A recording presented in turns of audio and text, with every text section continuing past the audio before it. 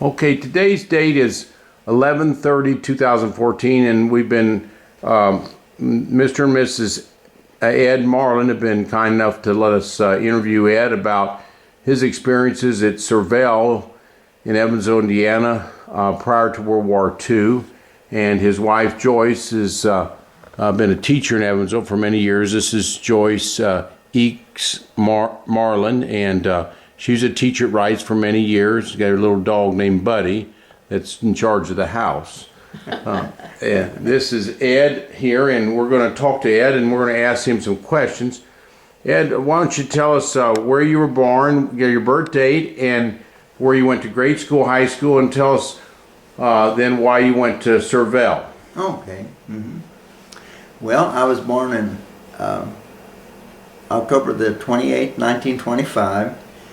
I was born in Evansville, but in a part of Evansville known as Howell. In fact, at the time I was born, it was called Howell, Indiana. I moved to Indianapolis when I was 4 years old and went to preschool there. Then we moved to Illinois, and we lived in southern Illinois till I was a sophomore in high school.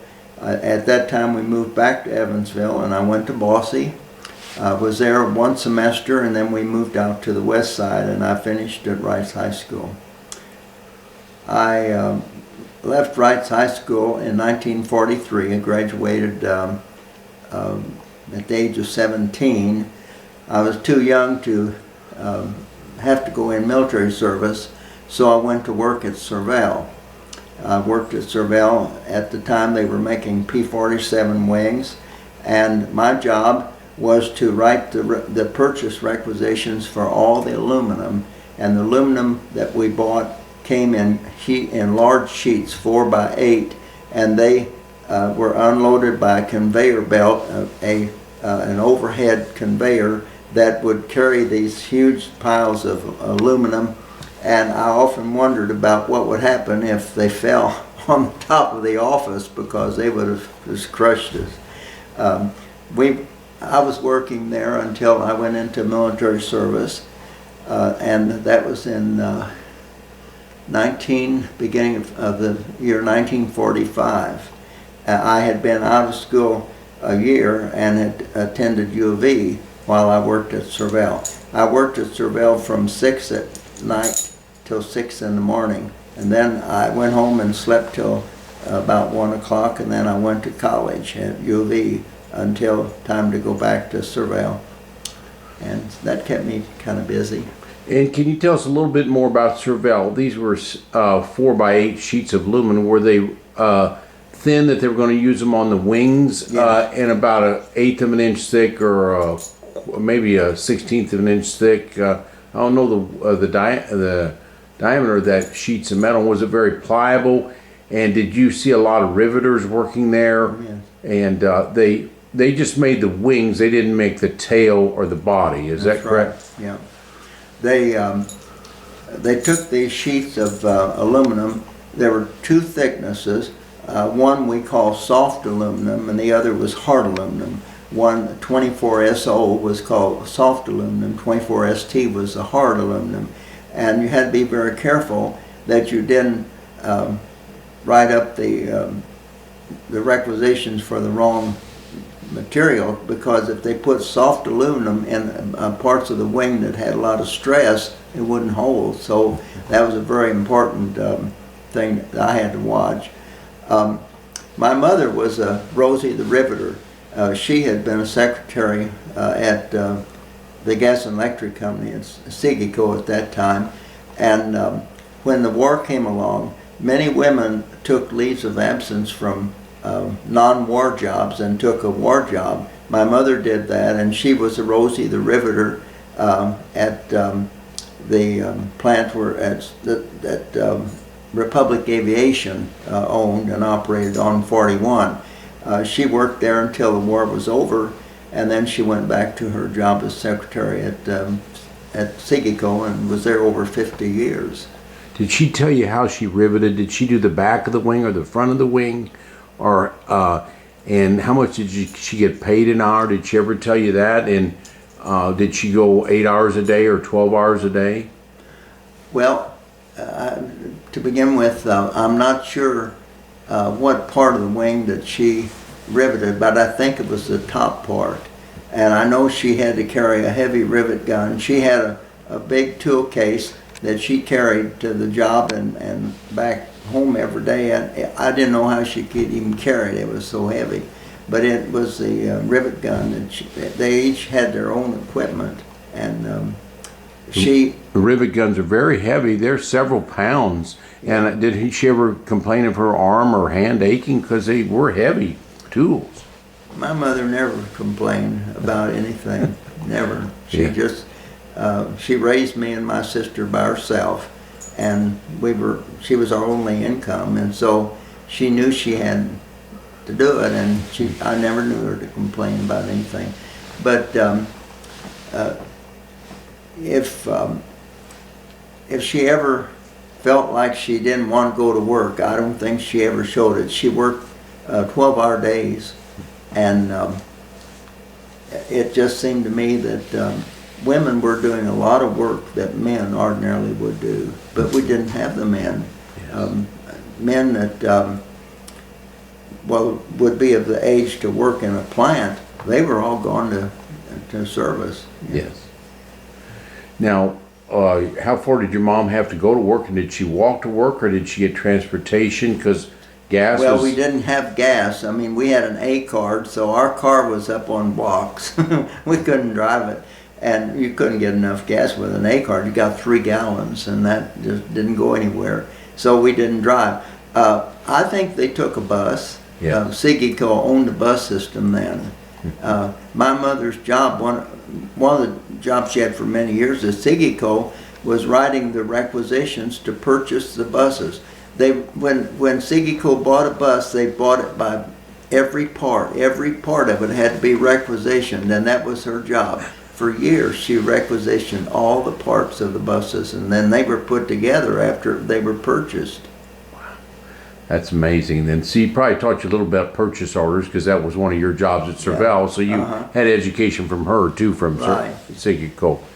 Then she worked a lot, 12-hour days, 5 days a week most of the time, or... Well, I think she worked Saturdays too sometimes. So 'Cause 6 I know days. she never worked on Sunday. I don't remember her ever having to work on Sunday. But she'd be so worn out from working all week that it was really hard for her to get up and get to go to church and all that. But she did. The women still carried on as much family life, a normal family life, as they could for their children's sake. Because a lot of these women who were working had small children, and they had day centers that the kids could go to be taken care of during the time the parents were gone. And that was really the creation of daycares in the World War II, because a lot of women worked. Your brother, was he older or younger than you, Ed? I didn't have a brother. I had a sister. Sister, was she older or younger? She was 6 minutes older. And did she work in the factories or go to school, or what did she do? She was a twin. I had a twin. Twin. And she's 6 minutes older. Minutes. Oh, a minute's older, not months. Yeah, Oh. no, 6 minutes. I don't think she ever worked in the industry at that time. At our ages, where did she start working? She worked at Meade Johnson. She worked in the office, and then I know she said that she was transferring to the assembly line. And I said, for heaven's sakes, why do you want to do that? And she said, well, they make a lot more money. Yeah. I couldn't believe that she'd say that, because I would have much preferred to have worked in the office.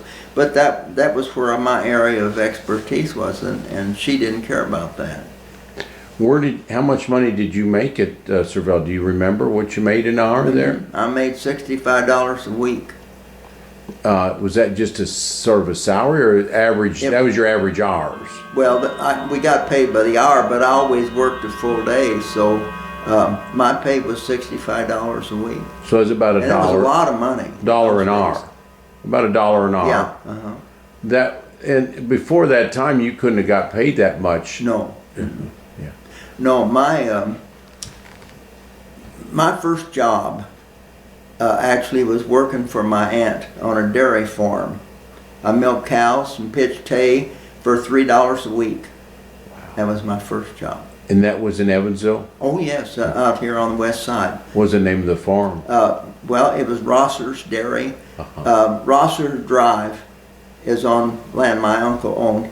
It kind of joins the back of Solarbron back here on outer, what is the name of the street? Broadway. Broadway goes on out that way, and his farm comes right off of Broadway over towards the expressway.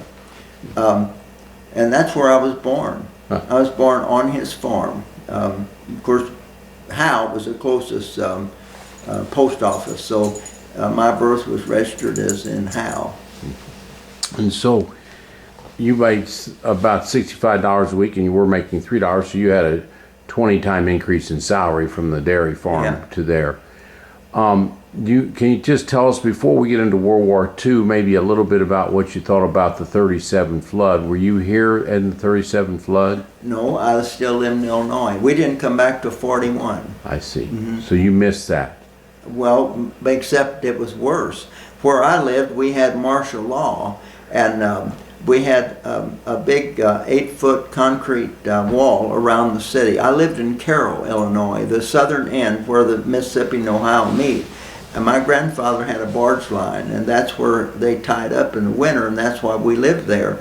My mother had left Indianapolis and took us with her down to take care of her mother. My mother had owned a millinery shop in Indianapolis. My grandfather came up and said, if you'll come down and take care of your mother till she passes away, I'll buy your business out. So that's what he did. And she went down to take care of her mother, who lived to be 97. So mother was a good nurse, I guess. But then we did come back to Evansville after that.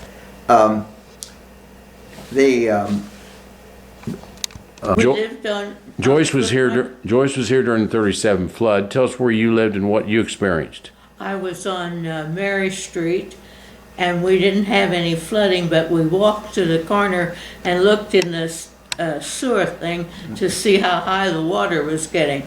But we were not in any water in that time. Was that a scary time for you? Because you were... No, I was a kid. I didn't worry about it. Your grandfather had a problem, though. Yeah, he had to stay. He worked at the L&M Roundhouse, and he had to stay out there because he couldn't get back and forth till it was down. The roundhouse where they fixed the steam on the engines. At that time, they were steam engines, and very important to get transportation. Is one of our only ways of transporting a lot of people then. Well, when I lived through the flood in Illinois, the city had to be evacuated. They did not allow any women or children or young men to stay. I was, I guess, 12 years old, and I had learned to drive a car, and so I was appointed to drive the family car and take my grandmother and mother and my sister and go to higher land. So we drove out the highway. The only highway out of Carroll was 50, and I drove the car, and when we got to Cache Creek, there was a bridge across Cache Creek, but you couldn't see anything but water, but they had these reflectors on each side of the road and all the way across the bridge, and they just said, now don't kill the motor and stay within those flares. And so that's the way we got out of the water. The water was just everywhere, but I didn't have any fear. At age 12, you don't fear anything. So that was my memory. We were gone. We stayed up at Dongola, Illinois for about 3 weeks, 4 weeks maybe, till water was down and we could go back to Illinois. The 37 flood was catastrophic for the Evansville area and also a lot of the Ohio River. It crested at about 53 feet from during the end of January 1937 into February. It stayed crested at 53 feet, and down in Cairo, where Ed's talking about, that's where the Mississippi meets the Ohio, and that's a very crucial place in a lot of Illinois. Shawneetown and everything else flooded then. terrible for everything in Evansville at that time. Floods just destroy so many things.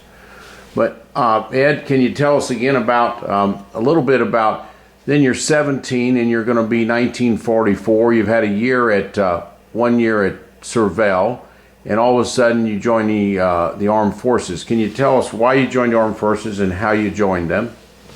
Well, yeah, I was drafted. I didn't want to leave college, and so I was drafted and went directly to Atterbury.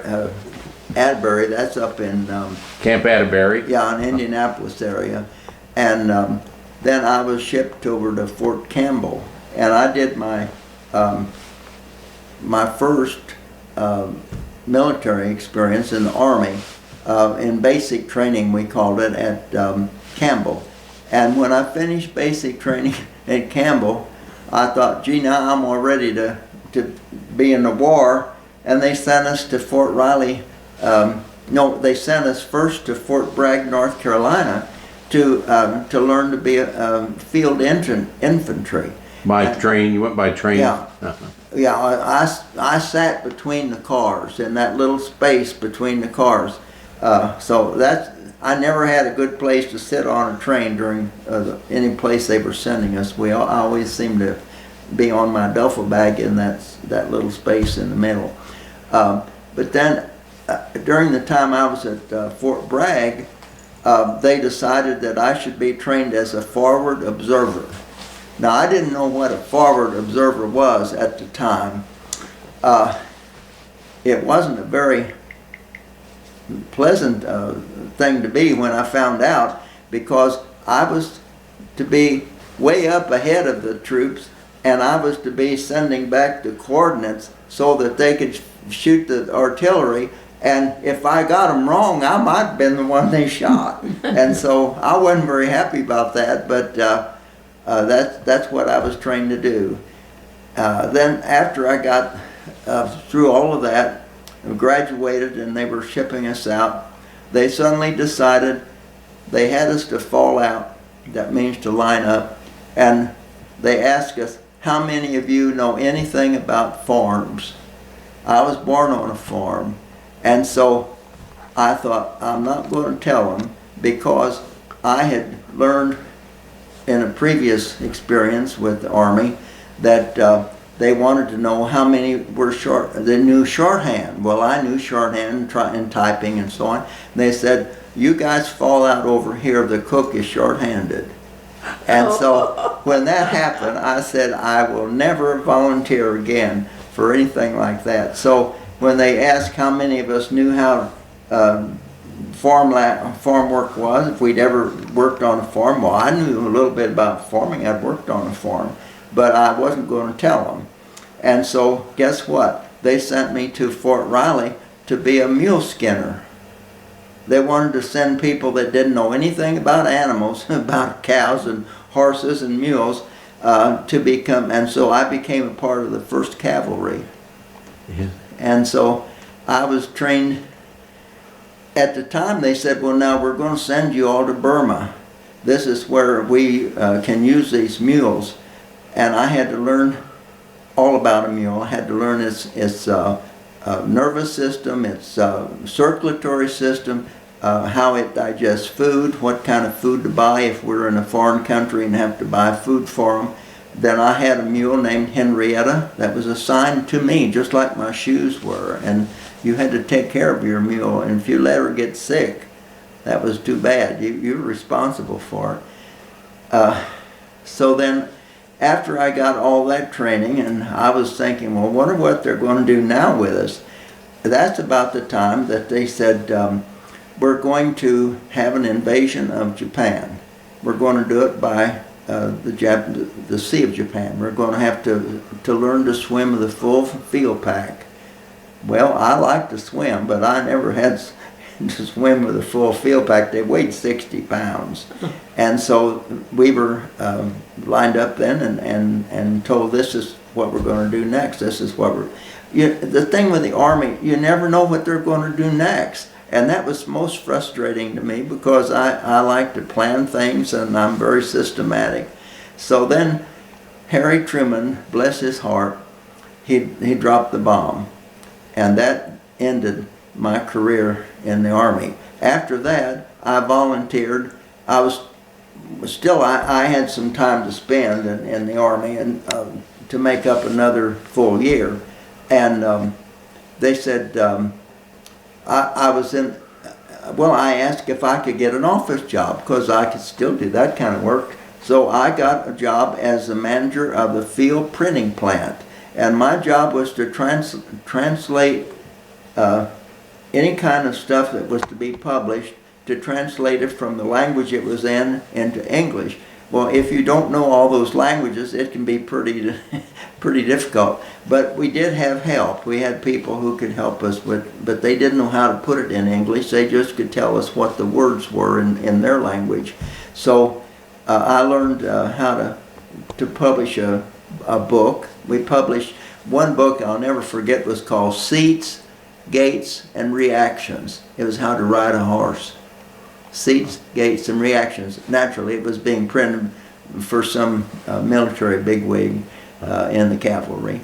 And that was the last book that I had to be involved with. So then I was getting a haircut. I was at Junction City, Kansas. That's the closest little old town to Fort Riley. I was getting a haircut, and the barber who was attending me asked me, well, what are you going to do now that the war's over, that Harry has dropped a bomb? And I said, well, I've got a job here, but I'd kind of like to get back to college. I said, you know, I left college to get in service, and I want to get back and finish. And the guy in the next chair had a hot towel around his face, getting a shave, I guess, and he pulled that off and he said, "Soldier, what's your name?" And I told him, and he said, "You want to go home to go back to college?" And I said, "Yeah, that would be great." And he says, "You can go tomorrow." He was head of the whole outfit, and he got me on special orders on a page all by myself to come back to Evansville. So that's the way I got out. Wow. What year was that? What date? It was in 46. It was the last part of the year, just before Christmas, because I wanted to get in college, and they said, well, you can't get in January. We've got too many people. This was U of E. They said, we've just got too many GIs right now, but you'll have to wait and go the spring semester. Well, I hated to waste all that whole semester time, so I talked to our minister. I was a member of Howe General Baptist Church. I talked to Billy Gibson, our minister out there, and he said, well, why don't you go up to Oakland City for one semester and then transfer back down here? And so that's what I did.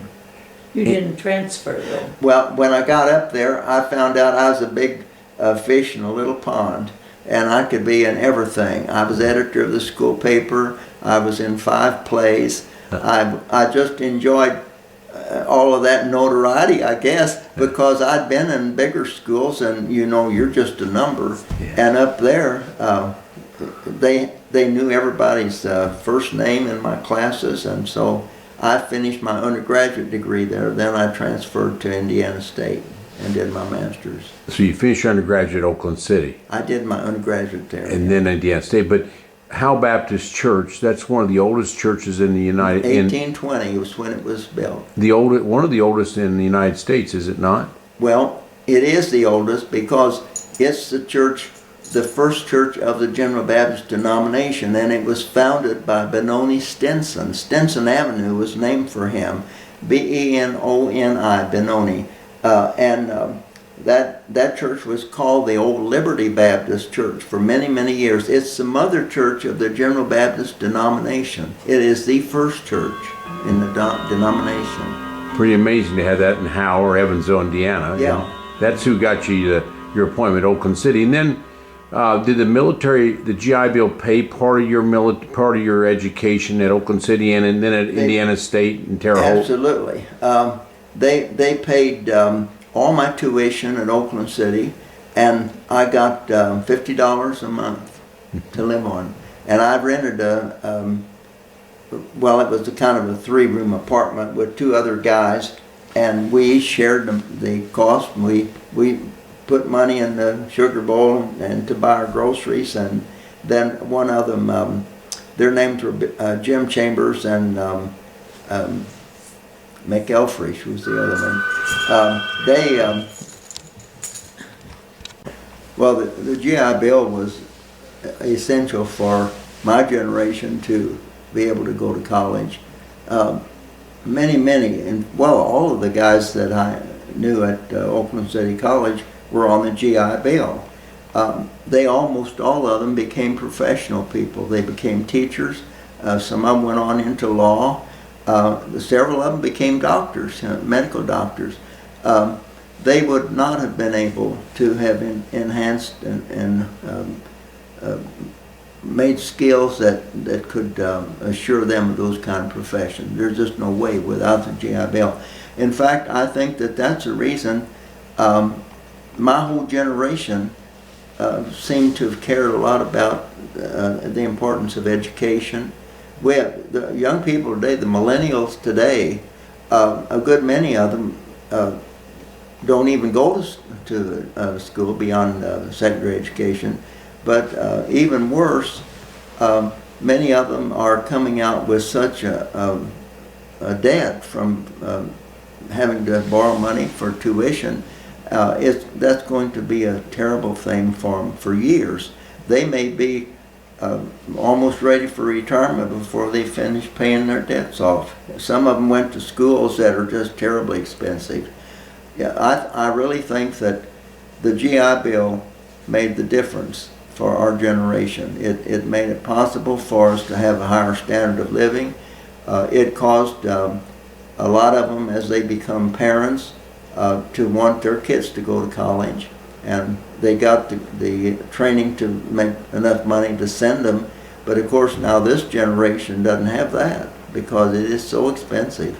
To be a doctor, I don't know how they ever pay it back, because the doctors are hit on both sides. They're hit with controls from all kinds of regulations to make their money, and on the other hand, they have to go to school longer than any of us did to prepare to be medical doctors or whatever. That bill, was that the Montgomery bill, the GI Bill? Was that the Montgomery GI Bill, or it was just called the GI Bill that you got your money to pay your college? I never knew it as anything but the GI Bill. And when you went to ISU in Terre Haute to become a teacher, how many years were you in Terre Haute? I did my graduate degree there, 2 years. Yeah. And then tell us what places you worked in Evansville, Indiana, and why you chose Evansville, Indiana, and when you met your beautiful wife. Well, I didn't start out teaching in Evansville. I started in Daviess County in Washington, Indiana, and I taught there a year. Then I wanted to get closer to Evansville, and so I was able to get into Henderson County High School when it was still at Carlin, Kentucky. That was before it burned down. It burned down the year after I left to come to Wrights, and Wrights High School was where I graduated from, so it's natural I was glad to come back. But it's interesting, you know, I believe that there's a higher power that guides your destiny. I really believe that. It's happened to me so many times in so many ways, as I look back and think, if it hadn't been for this or that thing, something else would never have happened. And so I had been in a drugstore at the corner of 4th and Main, and came out, it was on Friday, and I'd been in, got a Coke or something, came out, and there, standing on the corner, was Inez Allring. She had been my high school teacher at Wrights High School, and she hadn't seen me for years, and she said, "Ed, what are you doing these days?" And I said, "Miss Allring," I still called her by her last name, "Miss Allring, I am teaching in Henderson County." And she says, "What?" And I told her business education. She said, "What subjects?" And I said, "All of them. I teach everything in the department. I'm the only business teacher they have." And she said, would you ever be interested in teaching at Wrights High School? Well, you know, that could have just blown me over. I said, would I? And so she said, well, you go down and apply at the office. I will put in a good word for you. So I went down to see the superintendent and Mr. Herb Erdman, and he said, well, he said, Mr. Marlin, I don't know what you've got going for you, but Miss Aldring thinks that I've got to hire you or she's never going to be happy. And I said, well, that's all right with me. So I got hired, and I was there 20 years in the department, and as department head before I retired. Miss Aldring had retired, and I became department head in 63, I guess, 1963. Then I was transferred downtown, became city supervisor for business, and that was a job Miss Aldring had. They had transferred her downtown, so I had succeeded her in that job too. And I was downtown 20 years. But it was at Wrights High School that I met Joyce, and she was a business teacher, and I was that smart aleck from out of town that had just been hired, and came in, and they all felt like I thought I knew everything, which I thought I did at the time. But it worked out that they liked me well enough that for years then I was their department head, and we got along fine. But I did marry one of them, so.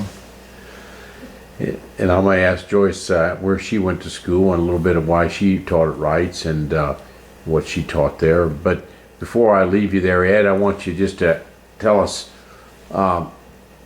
what's important about our freedom and what's important about the future generations of knowing what the greatest generation did in World War II, and how important our freedom is, and with education and with just freedom of speech and religion and freedom of the writing, those things. How important those of you seen it, and you see more this over time, and what do you think we can do to stimulate our next generation to appreciate it more? Well, that's a tall order. Of course, I think that being able to express yourself, the freedom of speech, is just the most important thing we have going in this country. The freedom to do everything else is based first on the freedom of expression, of speech. That brings you to the need to have a good education in communication skills, to be able to enunciate and to express yourself in ways that other people understand. I remember one time when I was teaching the kids at Wrights how to answer the telephone in an office. And I remember that I brought a lady out from Bell Telephone Company to talk to them about using the telephone.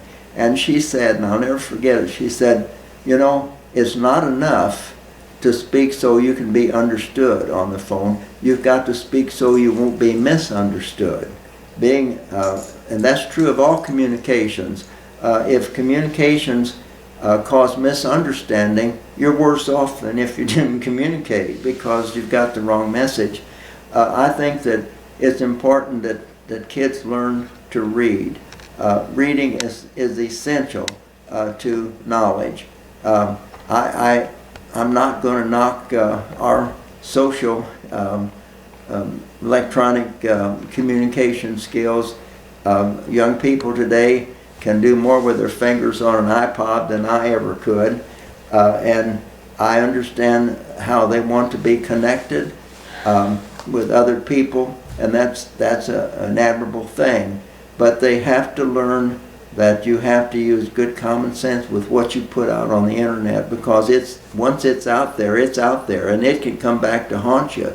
You can go in for a wonderful job that you think you've got all the credentials for, and they bring out one that says, well, we found this on Twitter. Is this something you wrote? And it can just kill your whole interview. So they need to learn, and they need to learn at home. And this means parents. I told my Sunday school class this morning, I said, you know, I've been there I've taught the same class 50 years, and I said, over the years I've taught many of you this same thing, and it's still true. and it's a little cliche, but it says, I can't hear what you say because what you do speaks so loud. I can't hear what you say. What you're doing is saying to me something entirely different. Mom and Dad say, now don't get into this marijuana stuff, and you come home and they're sitting there smoking. You say to the kids that driving the car, now don't run the red light. Don't, if it's turned yellow, you get ready to stop. And then Dad runs the red light just the next time he picks you up at school to take you home. That kind of stuff tells kids a lot more than just what you say to them. It's what you do that matters. I really think that America is a wonderful place. When I say America, I mean United States, is a wonderful place to live. It's also a place where it can change a lot if we aren't careful. If we don't hold closely to some of the values that we have, we'll lose them. I'm afraid we already have diluted a lot of the rules that we live by, rules of honesty. When you look at people in government and they don't tell you the truth, what's that going to say to you? I think that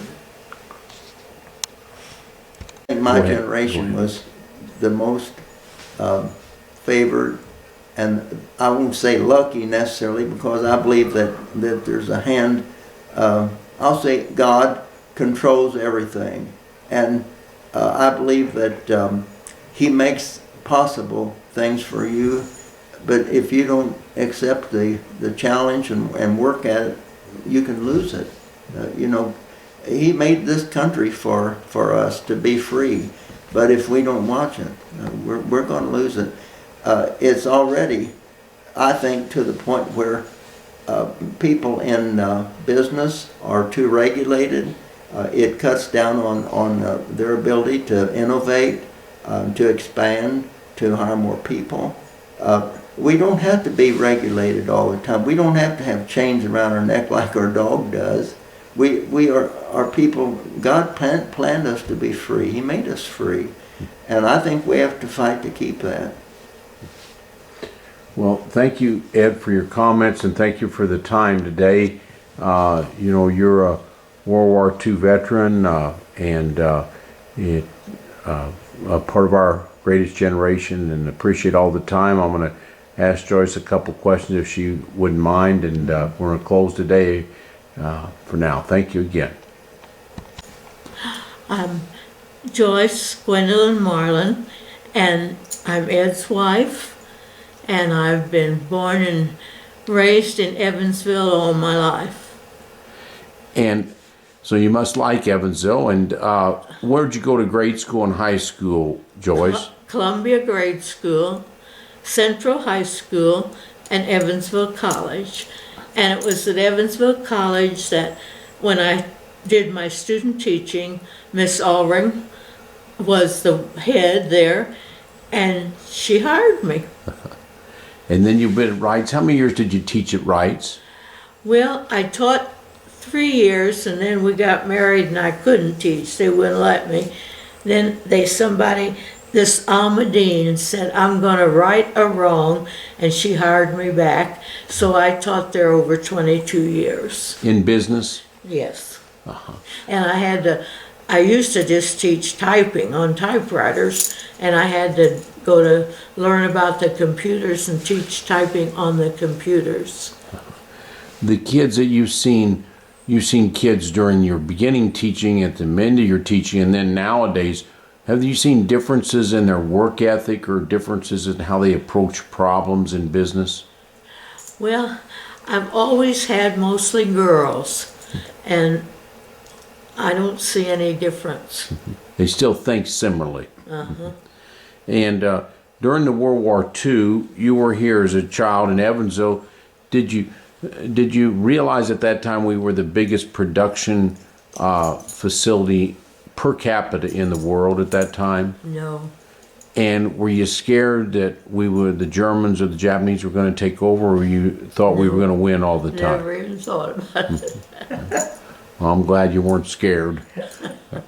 Now, you and Ed have many years together. What do you think for the next generation, the girls and the young students and young men? What do you think the most important thing is for them to help the 21st century be a better place for the United States and the world? Well, they need to stay together and to work out their problems and try to stay married as long as they can. Yeah, it's a very important factor in our society, and if things don't work out, work them out as well as you can. And but appreciate your teaching these kids at Wrights in the west side of town of Evansville, and you get an education. You got your purple on there. That's a U of E colors. So she still got her alma mater in mind, and I'm glad you met Ed, and glad I've got to know both of you. So thank you both. And Buddy, I know you haven't talked much, but Buddy's his boss here. Thanks for your time today. I appreciate it, Joyce. We're going to change angles here a little bit. Ed has grandparents that were in Evansville, Indiana, and born in the late 1800s, died in the late 1900s. But anyway, they have a lot of experiences in what happened in World War II, and Ed's going to tell us a little bit about them. Tell us their first and last names and your grandmother's maiden name, then how they got to Evansville during the World War II time. Mm-hmm. My grandparents were born in Kentucky, near Slaughters, Kentucky, in Webster County. My grandfather was born in 1879, and my grandmother was born in 1882. They had lived for many years in Carroll, Illinois, because he had a barge line, and he worked out of Carroll. He kept his barges there in the winter, so it was a good place for them to live. But during the war, he just simply docked everything, and they took a job in Portland, Oregon, working for the Kaiser shipyards. My grandmother had never had any training in an office, but she got an office job, which shows how badly they needed them. And my grandfather worked for Kaiser shipyards. Then they were transferred to Ogden, Utah, and worked for Kaiser in the shipyards there. Then they were transferred to Evansville, and my grandparents, since my mother lived here, they decided to buy a house and just settle down here. So they moved from Illinois to Indiana Street in Evansville. My grandfather worked at the shipyard in Evansville until it was completely closed and cleared out. Everything moved off of the property. He worked for the commercial barge line, which were the contractors to shut it down and close it out. And so they spent their last days working for the shipyard here in Evansville. And they lived just 2 blocks from it. And the shipyard, what year do you think that all closed out, Ed? Did 47? Because it burned down in 46 or 47. And then no, it was later than that. Uh-huh. They had things going there. They weren't producing anything, but the process of closing down and getting rid of the property, all those buildings had to be taken down. And so it was early 50s when they got the thing shut down. We pulled some archives from Chicago on that, and also Washington, D.C. and the National Archives, and it's a long time to get rid of that property legally too, where the P-47 plant was sold to International Harvester, and then subsequently Whirlpool plant, the Republic Air. But the LST area took for years of legal quagmire of selling off that federal property. Mm-hmm. Same with our Chrysler plant in Evansville, because they had ordinances there and things to be sold off for some of the ammunitions. But very interesting. Your grandparents got back here because their daughter lived here, and they wanted to be near their daughter. And glad they were here, and that's I'm sure you're glad you had your experiences with your grandparents. Yeah, I think one of the things I remember most about the shipyards before I was in service myself is that at night it was just like the fireworks. You'd see these. They were getting, I guess, welding, or they were using that equipment to shave down the rough edges on the metal, and the sparks were going everywhere. And at night it was just like 4th of July, and I never will forget that. Ed's talking about our LST plant. It was made more LSTs anywhere in the United States that time. We made 167 in Evansville, and he was within a few blocks of that. Covered 25 acres in Evansville, and tremendous thing for Evansville. Thanks again, Ed and Joyce. Appreciate the time.